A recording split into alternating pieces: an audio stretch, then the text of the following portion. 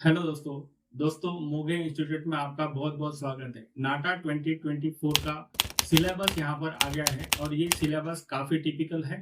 तो ये 2020 से लेकर तक 2023 तक ये सिलेबस नहीं था। इसके पहले भी यही सिलेबस था, इसमें कोई चेंजेस नहीं है।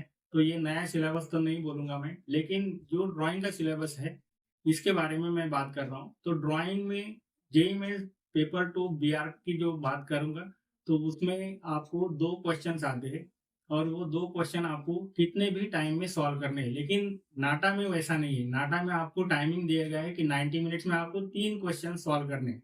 तो 3 क्वेश्चन कौन से आते हैं, उसके मार्किंग क्या रहते हैं, वो हम अभी यहाँ देखेंगे।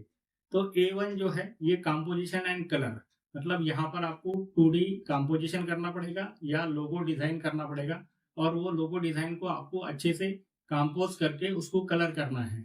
तो इसके लिए 25 मार्क्स यहाँ पर दिए गए हैं। नेक्स्ट जो है A2, यहाँ पर sketching and composition. Sketching and composition जो है, यहाँ पर आपको मेमोरी ड्राइंग आएगा और ये मेमोरी ड्राइंग काफ़ी हार्ड रहता है। यहाँ पर 1 पॉइंट 2 पॉइंट की बात ही नहीं रहती, 3 पॉइंट 4 पॉइंट एंड 5 पॉइंट में जनरली क्वेश्चन देखने को मिलते हैं। तो ये जो क्वेश्चन है इसको भी आपको 25 मार्क्स है और ये 25 मार्क्स जो है ये आपको ब्लैक एंड व्हाइट करना है। पहला जो क्वेश्चन था उसमें आपको कलर करना है और दूसरा जो क्वेश्चन है ये सिर्फ ब्लैक एंड व्हाइट रहेगा। नेक्स्ट जो है A3, ये 3D कंपोजिशन है। तो 3D कंपोजिशन में भी आपको यहाँ पर कुछ भी दे सकते हैं, ब्लैक एंड व्हाइट भी दे सकते हैं या तो कलर भी दे सकते हैं। तो 3D कंपोजिशन के जो हम बीआर्क में देखते हैं, जेईई मेंस पेपर 2 में देखते हैं, उसी टाइप का यहाँ पर आएगा, लेकिन यहाँ पर आपको बिल्डिंग्स बनाने पड़ेंगे, वैसा वहाँ पे जेईई मेंस में नहीं रहता है। तो दोस्तों ये 3 क्वेश्चन जो है, जो लास्ट वाला क्वेश्चन है ये 30 मार्क्स का रहेगा। टोटल 80 मार्क्स के आपको क्वेश्चन है, ये 90 मिनट्स में सॉल्व करना है। ये आपको याद रखना है कि 90 मिनट्स में अगर आप ये सॉल्व नहीं कर सकते हो तो आपका यहाँ पर टाइम फिनिश हो जाता है। फिर एप्टीट्यूड, जीके, मैथ्स और बाकी जो सब्जेक्ट है वो सब्जेक्ट आपको देने पड़ेंगे। तो दोस्तों ओवरऑल अगर ये 80 मार्क्स का क्वेश्चन है तो 200 मार्क्स का नाटा में क्वेश्चन आते हैं। बाकी सब सब्जेक्ट मिला के तो वो 120 मार्क्स के आपके सब्जेक्ट होंगे। तो दोस्तों यहाँ पर मैं ड्राइंग की अगर बात करूंगा तो 80 में से आपको मिनिमम 20 मार्क्स मिलाना कंपलसरी है। उससे अगर कम मिलते हैं तो आप फेल होते हो और उससे अगर ज़्यादा मिलते हैं तो बहुत अच्छी बात है। तो दोस्तों ड्राइंग काफ़ी हार्ड आता है, मैं पहले ही बताया कि ड्राइंग काफ़ी हार्ड आता है। तो उसके लिए बहुत ज़्यादा प्रैक्टिस करनी पड़ती है। और टाइमिंग की अगर बात करेंगे तो 90 मिनट्स, फिर से मैं बता रहा हूँ कि 90 मिनट्स में ही ये 3 क्वेश्चन आपको सॉल्व करने हैं।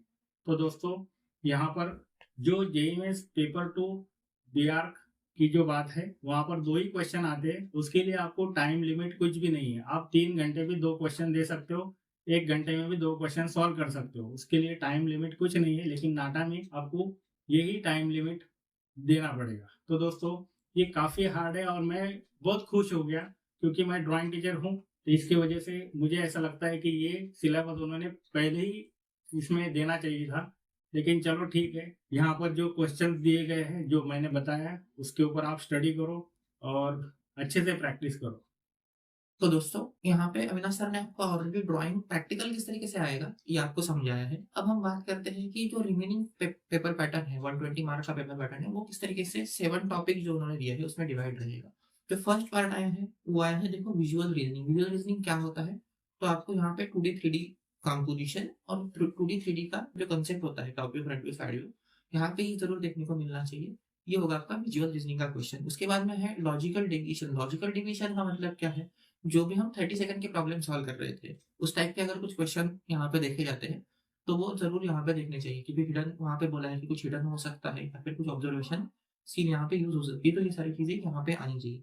थर्ड जो पार्ट है, जीके नॉलेज एंड आर्किटेक्चर, यहाँ पे थोड़ा-सा इन डेप्थ थोड़ा-सा देखा जाता है। यहाँ पे आरकेएस, जीके मटेरियल, आर्किटेक्ट, यहाँ पे जो भी सारी मटेरियल के पार्ट है, वो सारा यहाँ पे आपको देखने को मिलेगा। थोड़ा जनरल नॉलेज का पार्ट भी यहाँ पे देखने को मिल सकता है। तो ये जीके एप्टीट्यूड एंड आर्किटेक्ट का जो पार्ट है, थर्ड जो पॉइंट है, वो यहाँ पे देखना चाहिए। यहाँ से जो नेक्स्ट दो पार्ट है, वो आपके थियरी ड्राइंग से रिलेटेड है और वो पॉइंट इस तरीके से है कि design sensitivity and design thinking, ये जो दो पार्ट है, ये आपको एग्जाम में यहाँ पे colour theory, principle of design, elements of design, ये पर्टिकुलर देखने को मिलने चाहिए।